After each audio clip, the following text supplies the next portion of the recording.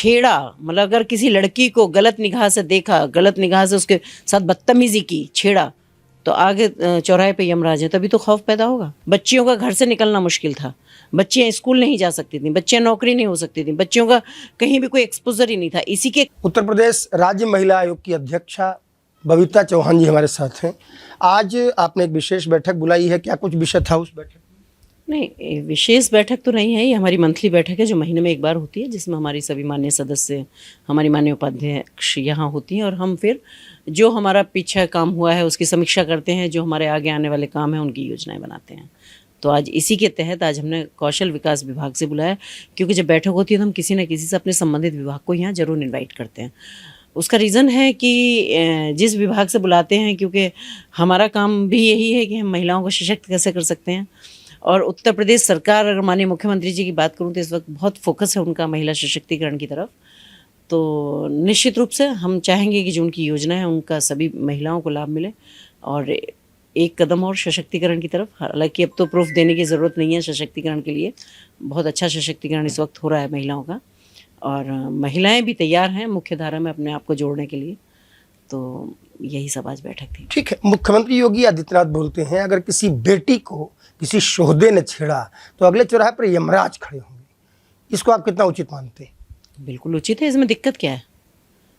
छेड़ा, मतलब अगर किसी लड़की को गलत निगाह से देखा, गलत निगाह से उसके साथ बदतमीजी की, छेड़ा, तो आगे चौराहे पे यमराज है, तभी तो खौफ पैदा होगा।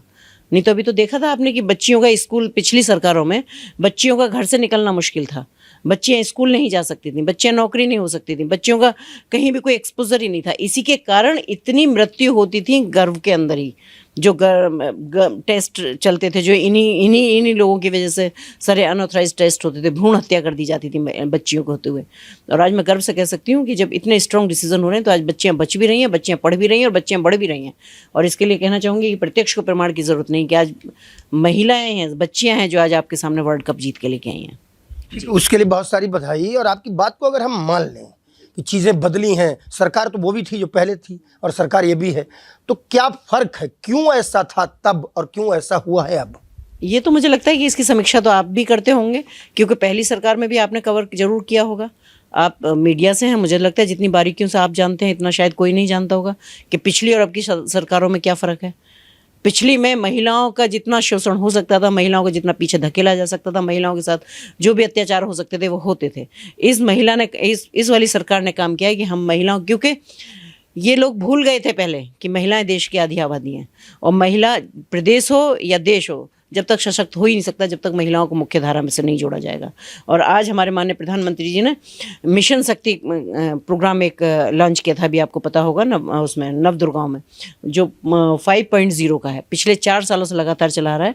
और हर टाइम हर चरण में कुछ ना कुछ ऐसी मजबूत योजनाएं होती हैं कि जो महिलाओं को, बेरोजगारों को, चाहे वो बच्चियाँ हैं चाहे वो महिलाएँ हैं, जो भी हैं उनको हम कैसे सशक्त कर सकते हैं। तो ये और पिछली सरकार में और अब की सरकार में ये फ़र्क है। कभी आपने पहले सुना था महिला सशक्तिकरण का नाम? नहीं सुना ना। महिला सशक्तिकरण का नाम भी आपने इसी सरकार में सुना होगा। तो ये आपको पता ही होगा कि किस तरह की सरकार थी पहले। ठीक है, कॉन्सेप्ट है तो उस पर काम भी होगा। पुलिस में ढेर सारी बेटियों को भर्ती होने का मौका आपकी सरकार के 2 टर्म में मिला है, इससे कितना फर्क आया महिला उत्पीड़न को रोकने में? 100% उत्पीड़न, पहली बात तो उत्पीड़न रुका तभी वो महिलाएं, हमारी बच्चियां जा पाई नौकरी के लिए भी, तभी उनकी भर्ती भी हो पाई। पहले तो ये निकलने दिया ही नहीं जाता था। तो अब आप ये देखिए ना कि इसमें ये परिवर्तन आपको साफ नज़र आ रहा है कि हमारी बच्चियां वहाँ हुई। अगर आप देखें अभी मिशन वो था सिंदूर जो था, उसमें आपने देखा कि हमारी दोनों बच्चियों ने कितना नाम किया। अभी आप देख रहे हैं कि अभी कल परसों क्रिकेट वर्ल्ड कप महिलाएं जीत के आई हैं। और मुझे नहीं लगता कि अब किसी भी क्षेत्र में या कहीं भी कोई ऐसा फील्ड है जहां महिलाएं काम नहीं कर रही हैं, महिलाओं को मौके नहीं दिए जा रहे हैं। पर क्योंकि इतने दिन महिलाओं को बहुत पीछे रखा गया है, थोड़ा सा टाइम लगेगा महिलाओं को भी आगे आने में, लेकिन मुझे लगता है कि अब पूरा मेंटली प्रिपेयर्ड हैं महिलाएं कि वो तैयार हैं हर काम के लिए और अपने समाज की मुख्य धारा में जुड़ने के लिए। अच्छा जी, 33% स्पेशल रिजर्वेशन फॉर वुमेन, उसकी कितनी पक्षधर हैं आपकी? मिलना ही चाहिए या मिल जाए तो भी ठीक या ना मिले तो भी? देखिए, मैं तो पक्षधर इतनी हूँ कि मैं तो कहती हूँ कि जब 50% की आबादी है तो 50% होना चाहिए। लेकिन मैं माननीय प्रधानमंत्री जी का धन्यवाद देना चाहूँगी कि कम से कम उन्होंने 30% के लिए सोचा, क्योंकि 30% भी जब हम छोटे थे तब से 30% के आरक्षण की चर्चाएं होती थी और आज तक कभी नहीं हुआ। अब आप सोचिए, जो 30% नहीं दे सकते, जो आरक्षण दे सकते, वो क्या महिला सशक्तिकरण की बात करेंगे। आज 30% आरक्षण देने के बाद भी मैं कह सकती हूँ कि अगर 30% आरक्षण जब महिलाओं को दिया गया है, उसमें भी सशक्तिकरण को कहते हैं, प्रमाण को प्रत्यक्ष को प्रमाण की ज़रूरत नहीं होती। जो भी है वो आप लोगों के सामने है और आप देखिएगा कि जितना ये 33% का जो आरक्षण है, इससे आपको समझ आएगा कि कितनी देश की सूरत और सीरत बदलने में काम करती हैं ये दोनों। ठीक है, आखिरी सवाल है अध्यक्ष जी। बिहार में चुनाव हो रहा है और वहाँ पर बड़ी संख्या में महिला प्रत्याशियों को उतारा है। आपके जो आपका गठबंधन है, एनडीए गठबंधन, उसने कितनी उम्मीद है कि बिहार में क्या होगा?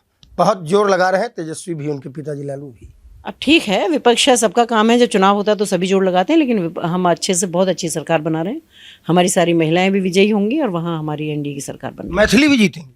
बिल्कुल जीतेंगे, क्यों नहीं जीतेंगे, 100% जीतेंगे।